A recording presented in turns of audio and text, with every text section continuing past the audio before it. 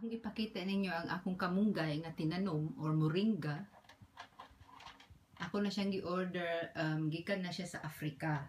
Ang pagtanom na ko ana niya lisura. So inani na siya kadak after 2 months.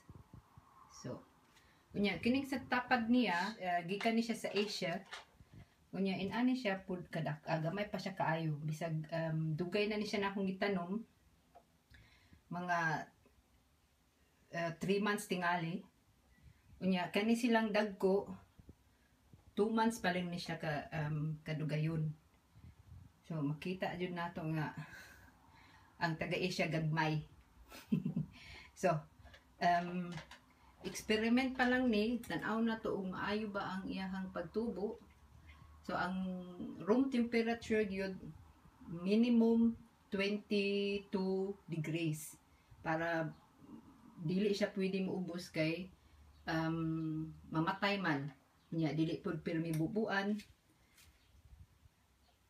So unsa pa may lain akong ikasulti, tan-aw nato kung ini ka winter ug mabuhi ba ni siya gihapon.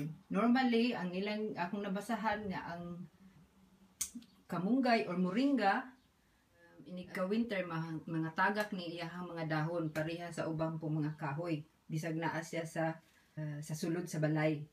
So tan-aw lang nato ug mupadayon ba ni siya og tubo. So murag hapit na jud ko ani kautan. Unya sa likod kung makita ninyo na ako'y alubati, spinat. So makautan ako og subakan og piniritong isda or kaning munggos. Nakautan ako ani gamay. Ako na ni siya pangsulayan og putol. So, maura na siya.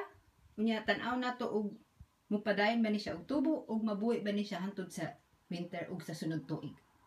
Salamat sa inyong pagtanaw. Bye for now.